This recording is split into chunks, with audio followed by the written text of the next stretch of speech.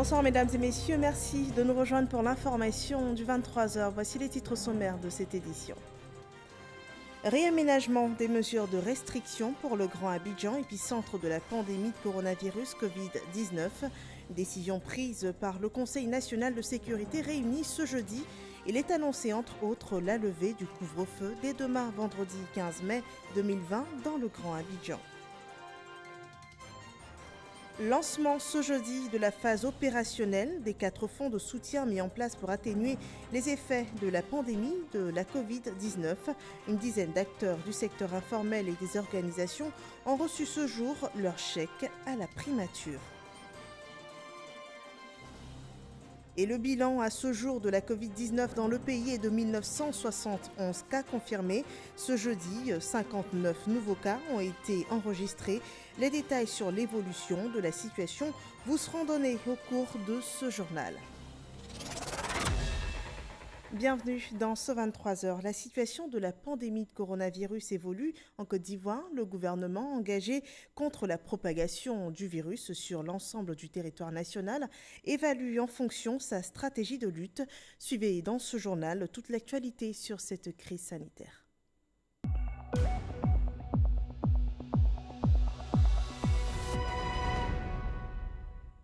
Nous vous annoncions d'entrée que le Conseil national de sécurité s'est réuni ce jeudi 14 mai pour évaluer la situation sanitaire en Côte d'Ivoire. Sous la présidence du chef de l'État, Alassane Ouattara, le Conseil a décidé de l'allègement des mesures restrictives, des mesures prises, on le rappelle, dans le cadre de l'état d'urgence pour le Grand Abidjan.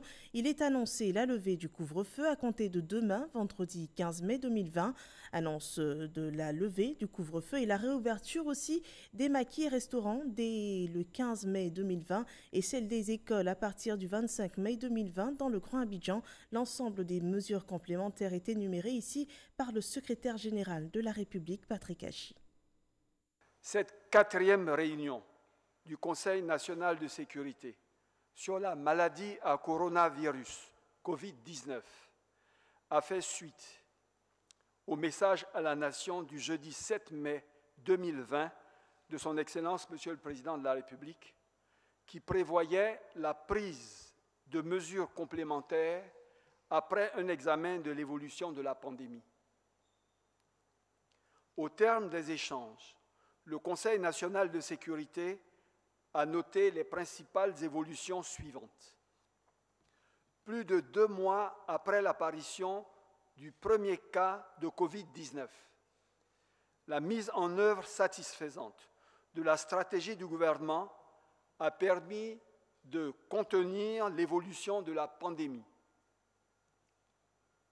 La létalité de la maladie, entre 1 et 1,5%, reste contenue, bien en dessous des prévisions initiales, malgré une légère augmentation du taux de contamination, notamment à Abidjan, qui enregistre la totalité des nouveaux cas depuis le 21 avril 2020. Le taux de guérison est d'environ 44% à la date du 12 mai 2020, l'un des meilleurs sur le continent. La capacité du système sanitaire public à faire face à la maladie a été portée à 700 lits à Abidjan et la disponibilité des médicaments pour les traitements ainsi que les intrants pour les prélèvements et les tests est toujours assurée.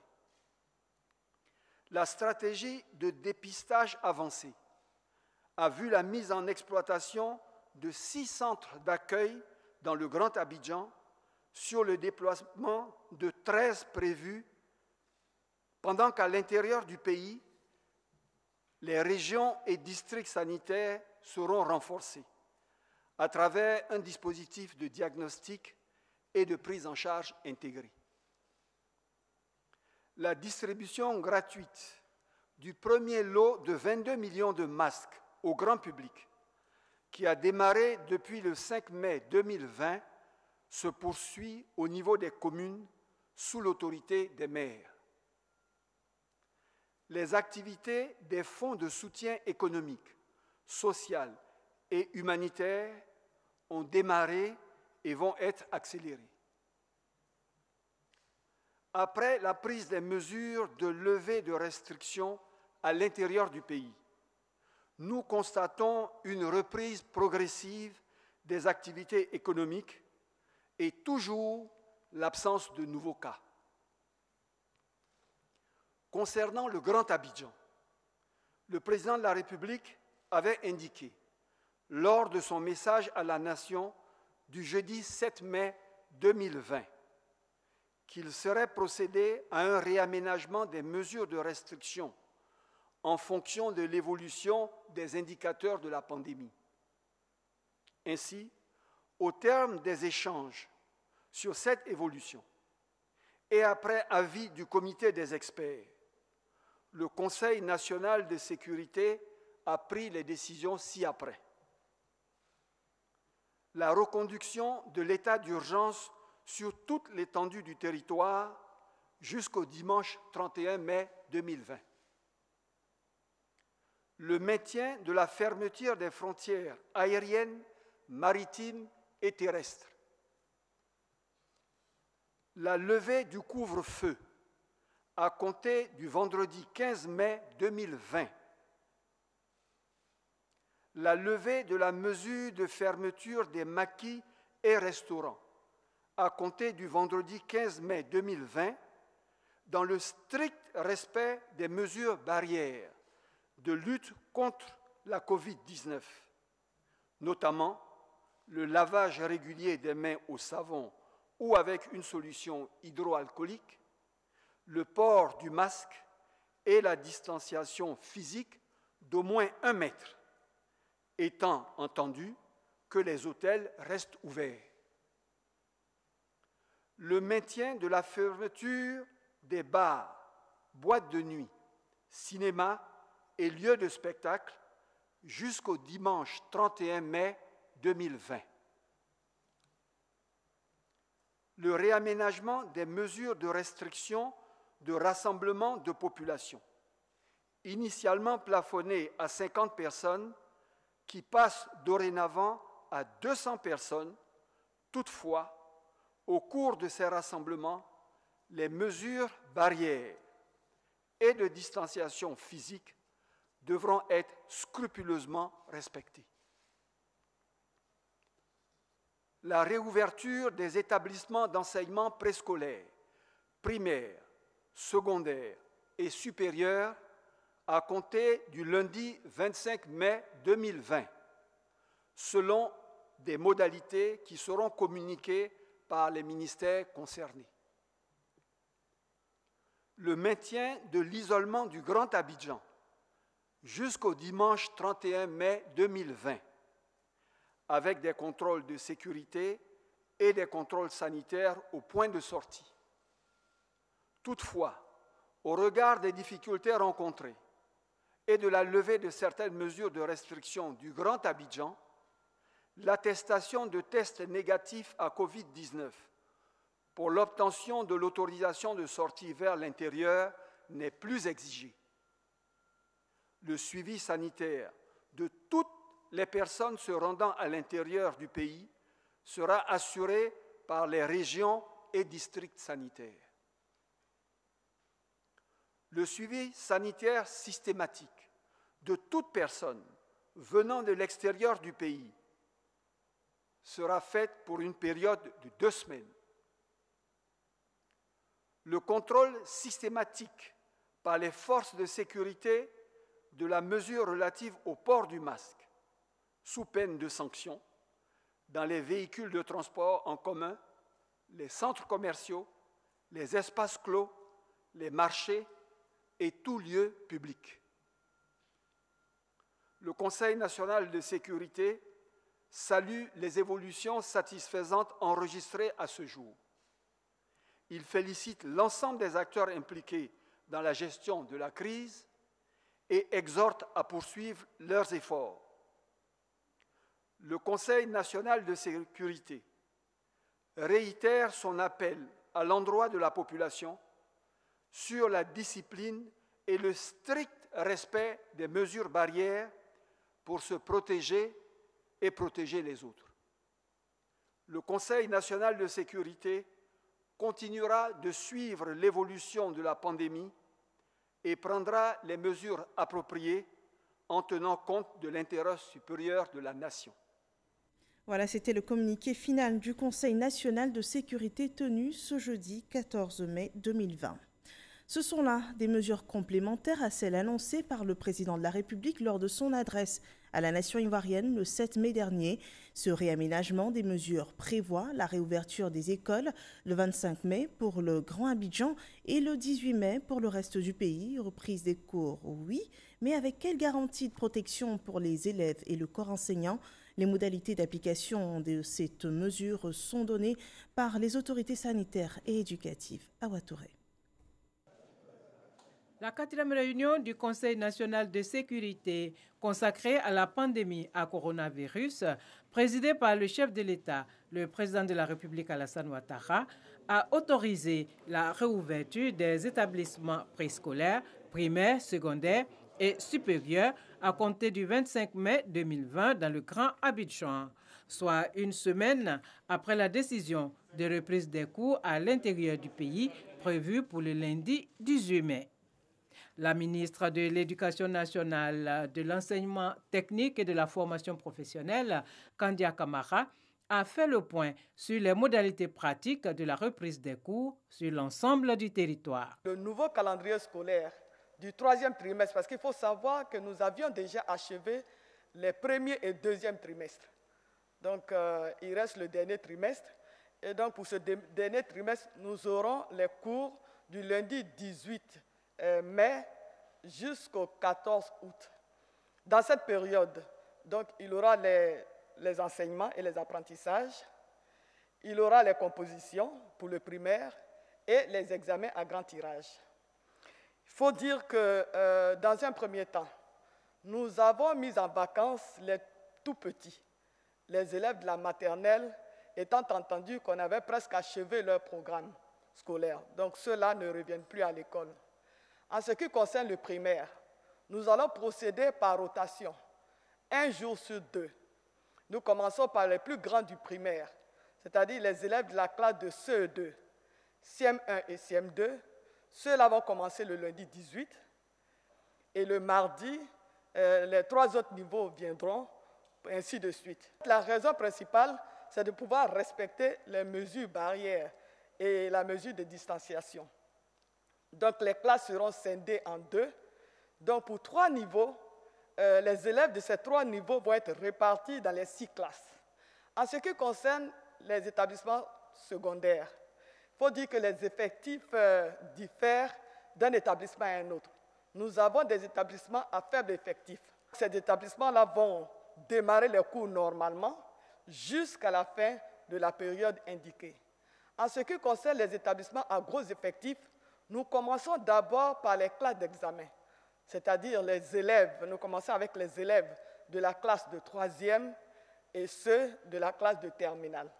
Et bon, après, nous verrons comment intégrer les autres niveaux. Mais en tout état de cause, les cours à distance se poursuivent. Pendant que les classes d'examen seront en présentiel, les autres niveaux, les classes intermédiaires, suivront les cours à distance, jusqu'à ce qu'on retrouve un régime normal.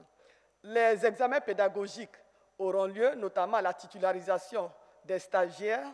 Donc cela va se faire et puis nous ferons aussi des compositions pour évaluer les élèves avant la fin de l'année. L'attestation de test négatif à la COVID-19 n'est plus exigée pour l'obtention de l'autorisation de sortie du Grand Abidjan. Toutes les personnes autorisées à se rendre à l'intérieur du pays feront l'objet d'un suivi sanitaire strict. En Côte d'Ivoire, nous avons 113 districts sanitaires et 31 régions sanitaires. Donc, dans chaque région, vous avez des districts sanitaires. Dans chaque district sanitaire, vous avez une équipe d'intervention rapide, telle que ça existe à Abidjan, qui répond aux alertes. Donc, déjà maintenant, les prélèvements sont faits à l'intérieur pour venir à Abidjan. Ce sont tous ces prélèvements qui font l'objet d'analyse par l'Institut Pasteur Côte d'Ivoire. Donc, il est mentionné dans le communiqué que toutes ces personnes qui vont aller seront suivis et seront pris en charge par les districts sanitaires. Et nous connaissons exactement le nombre d'enseignants qui vont partir. C'est pour ça que je dis que nous travaillons avec Madame le ministre de l'Éducation nationale. Ils sont tracés, ils seront suivis à l'intérieur par les mêmes équipes qu'Abidjan. En plus, on va ouvrir des sites de diagnostic et de prise en charge dans des centres hospitaliers régionaux. La Côte d'Ivoire est une. La santé, ce n'est pas pour Abidjan seulement, c'est pour tout le territoire national. Nous organisons le départ des personnels et des élèves qui sont restés confinés à Abidjan.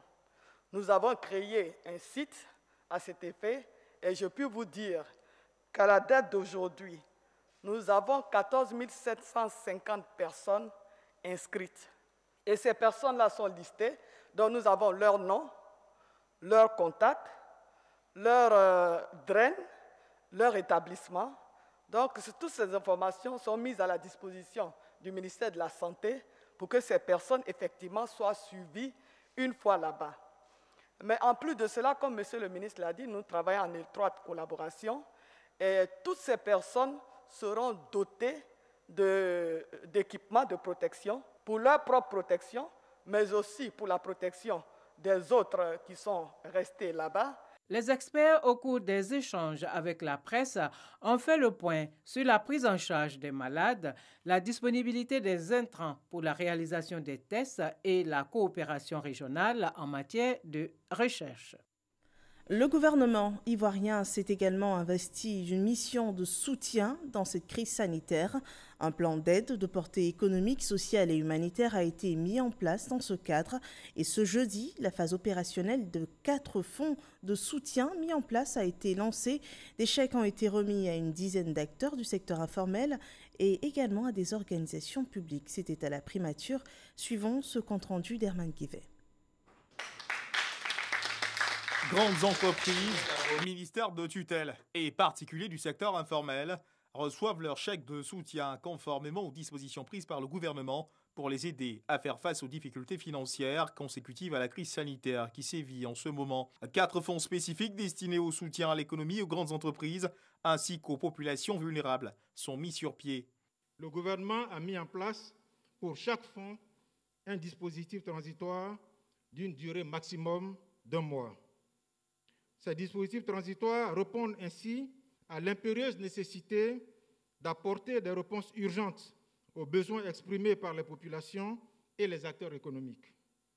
Ils visent surtout à servir de phase pilote aux opérations des fonds en attendant la finalisation des travaux des cabinets. Le processus de réponse urgente vient donc de démarrer ce jeudi. De manière pratique, la sélection des bénéficiaires est faite par les collectivités décentralisées, les structures sectorielles, les comités locaux et de quartier et autres structures de base. Au cours de cette phase transitoire, le Fonds de solidarité interviendra uniquement à travers les transferts monétaires directs dont le montant est de 25 000 francs CFA par mois et par ménage et 500 000 francs CFA par famille de personnes indigentes décédées du fait de la pandémie. Pour les institutions telles que les pouponnières et maisons d'accueil des enfants en situation de rue confinés, l'option d'intervention retenue est une allocation budgétaire sur la base du nombre de personnes prises en charge par l'institution. Les dispositifs transitoires des fonds feront l'objet de campagnes de communication afin de disséminer les différents critères, le processus de soumission ainsi que la documentation requise. Je voudrais inviter toute la population et les entreprises à ne pas hésiter à visiter les différents sites d'information sur les fonds en vue de soumettre leur dossier. Il s'agit, pour le premier site créé, du Fonds de soutien aux grandes entreprises. L'adresse www.fsge.gouv.ci. Pour les PME, www.fspme, agence CIPME, en un mot, .ci, collé. Le ministre d'État, ministre de la Défense, assurant l'intérim du Premier ministre Amadou Koulibaly, se réjouit du démarrage de l'opérationnalisation des fonds de soutien. Le dispositif transitoire proposé répond aux attentes de son Excellence M. Alassane Ouattara, président de la République de Côte d'Ivoire, quant au démarrage rapide des soutiens. La mise à disposition très attendue des fonds de soutien est une étape importante. Le gouvernement veillera à ce que toutes les demandes reçues soient traitées avec diligence en vue de répondre aux attentes des acteurs socio-économiques frappés par la crise. En contrepartie de cet engagement, j'encourage les acteurs du secteur privé bénéficiaires du soutien à préserver les emplois et à œuvrer au maintien des outils de production. Je veux rassurer nos partenaires au développement sur la transparence et la bonne utilisation de ces ressources. J'exhorte les différents comités de gestion au respect des règles de bonne gouvernance. Les travaux des comités feront l'objet d'audits. Gramo Kwaku Serge est coiffeur et domicilié à Koumassi. Dieu merci, j'ai eu mon chèque. Un mieux que zéro. Je remercie le gouvernement. Vraiment que ça continue comme ça pour nos frères qui n'ont pas encore eu. Vraiment, ça va les aider aussi. Diet Zadi, elle, est tenancière de maquis. J'étais vraiment très contente qu'on m'a appelée à la primature. Et là, je suis arrivée. Bon, j'ai eu un chèque de 250 000 francs. Je remercie le gouvernement. Vraiment, ce qu'ils ont dit, c'est pas faux. Ça peut nous aider un peu. Le ministre d'État, ministre de la Défense, a exhorté les différents comités de gestion au respect des règles de bonne gouvernance, rappelant que les travaux des comités feront l'objet d'audits. Voyons à présent l'évolution de la pandémie dans le pays. La Côte d'Ivoire a enregistré ce jour 59 nouveaux cas de contamination, ce qui porte à 1971 le nombre de cas confirmés, parmi lesquels 930 personnes ont été déclarées guéries et 24 décédées. La santé et de l'hygiène publique a enregistré ce jour jeudi 14 mai 2020 59 nouveaux cas de Covid-19 sur 680 échantillons prélevés, soit 8,6% de cas positifs, 28 guéris et 0 décès. À la date du 14 mai, la Côte d'Ivoire compte donc 1971 cas confirmés, dont 930 personnes guéries, 24 décès et 1017 cas actifs. Le nombre total d'échantillons est de 15 940. Nous insistons sur le fait que la lutte contre la maladie à coronavirus ne doit pas nous faire perdre de vue la lutte contre les maladies évitables par la vaccination telles que la poliomyélite, la rougeole, la méningite, dont la morbidité et la mortalité sont élevées et pour lesquelles des vaccins sûrs et efficaces sont disponibles. Je vous exhorte à continuer à faire vacciner les enfants de 0 à 11 mois, les filles de 9 ans et les femmes enceintes selon le calendrier vaccinal en vigueur. Les services de vaccination sont disponibles dans tous les centres de santé du pays et la vaccination est gratuite. Je rappelle aussi que la condition du test négatif a été supprimée pour les demandes d'autorisation de sortie d'Abidjan. Il n'est donc plus nécessaire d'aller dans les centres d'accueil et de dépistage COVID-19 à cet effet. Cependant, si vous toussez avec de la fièvre et des difficultés respiratoires, nous vous recommandons de vous rendre dans les 10 centres ou d'appeler les numéros gratuits suivants, le 101, le 119, le 125 et le 143. Je remercie et félicite tous les acteurs de la santé pour leur engagement et leur dévouement dans la lutte contre la pandémie.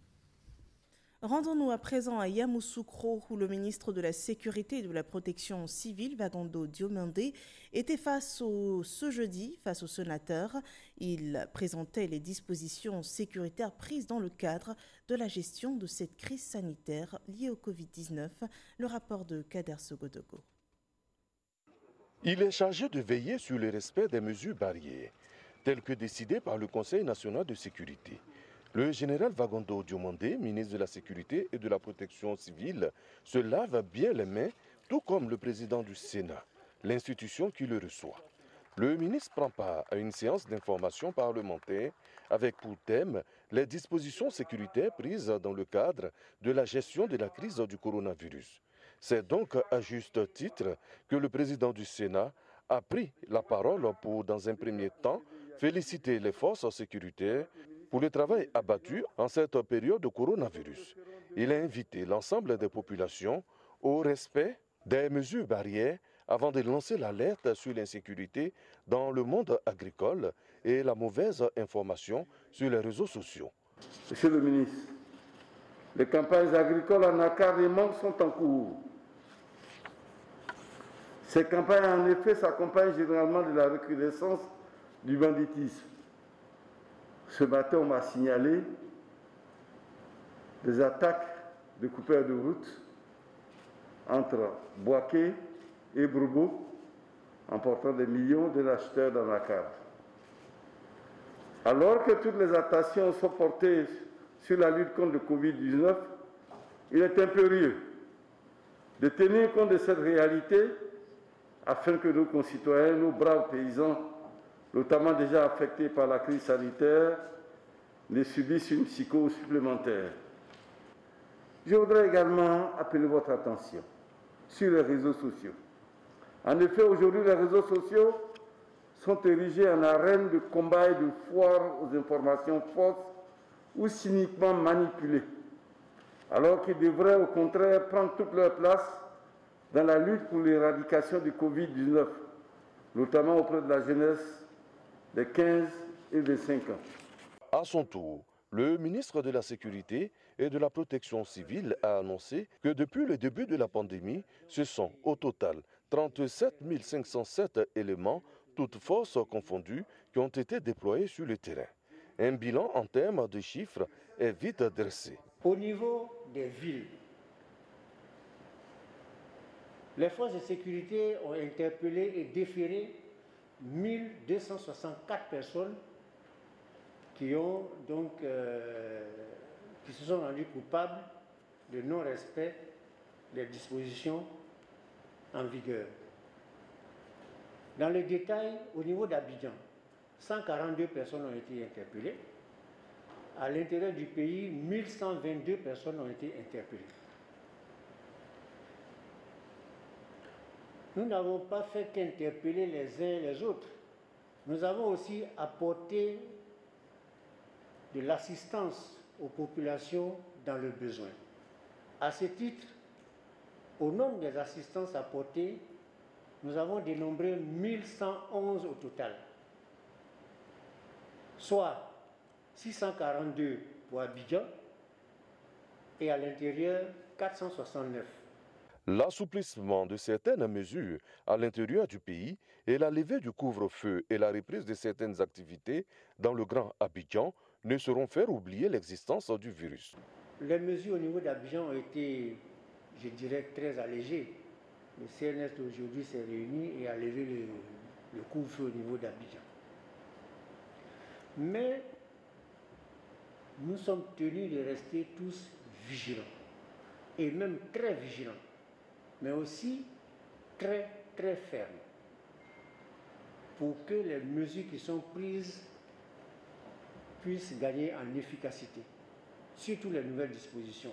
Pour terminer, le général Vagondo Diomandé a insisté devant les sénateurs sur la volonté ferme des forces sécuritaires de veiller sur la surveillance des frontières, la sécurité des hommes et de leurs biens. Une mission à laquelle ils ne failliront jamais.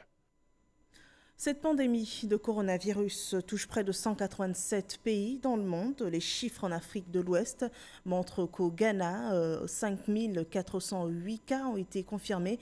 Au Burkina Faso, 773 cas confirmés. En Guinée, la Guinée enregistre 2374 cas confirmés. Le Libéria, 215 cas confirmés. Le Mali, 779 cas confirmés. Dans le monde entier, on enregistre 4 405 688 cas confirmés et 300 074 décès. La levée de certaines mesures restrictives ne signifie pas la fin de la crise sanitaire. La population de Côte d'Ivoire est appelée à encore plus de vigilance et au respect strict des mesures barrières. Michel Digré fait le point du point presse du gouvernement tenu ce jour. À la veille de la levée du couvre-feu dans le Grand Abidjan, le porte-parole de la police nationale fait le point de 52 jours d'activité sur le terrain. Interpellés, tant à Abidjan qu'à l'intérieur, 1265. Abidjan 142, intérieur 1123. Assistance à personnes en détresse, 1122, soit Abidjan 652 et intérieur 470. Engins mis en fourrière, 388. Abidjan 94, intérieur 294. Corps enlevés partout sur l'étendue du territoire national pour décès naturels, 175. Abidjan 150, intérieur 25. Pour le commissaire principal Bleu Charlemagne, la police nationale veillera à l'application des mesures édictées par le Conseil national de sécurité de ce jeudi. À son tour de parole, la représentante du ministère de la Santé a recommandé au personnel soignant le test de dépistage systématique de tout patient suspect. Le diagnostic Covid-19 pour les 3 cas de décès d'hier a été fait malheureusement en post-mortem. Cela pose le problème de la référence tardive vers les structures dédiées avec pour conséquence un retard de diagnostic. Tout sujet suspect qui entre dans le système de santé, qu'il soit public ou privé, doit être prélevé pour confirmer le diagnostic positif ou non et pour nécessaire à faire. En fonction des antécédents médico-chirurgicaux particuliers de cette personne, se référer immédiatement au service des maladies infectieuses et tropicales SMIT, superviseur de la prise en charge médicale pour conduite à tenir avant le rendu des résultats des tests. Aussi, le ministère de la Santé et du Jeune Public précise-t-il qu'en dehors des structures dédiées, aucune autre structure publique ou privée n'est autorisée à faire la prise en charge des cas confirmés de Covid-19 dans leur établissement. Seules les structures publiques dédiées auxquelles se sont ajoutées les 3 cliniques privées que sont la PISAM, l'Hôtel Dieu et Farad sont autorisées pour le moment, sous la supervision du SMIT. D'autres établissements sanitaires pourraient intégrer le dispositif de prise en charge en fonction de l'évolution de la pandémie en Côte d'Ivoire. Il n'y a pas que les mesures de restriction qui sont réaménagées. L'équipe gouvernementale a aussi subi hier un réaménagement. 3 nouvelles personnes ont fait leur entrée au gouvernement. Parmi elles, le professeur Adama Diawara. Il est le nouveau ministre de l'Enseignement supérieur et de la Recherche scientifique. Il a pris pleinement fonction ce jeudi après avoir reçu de son prédécesseur les charges liées à sa fonction.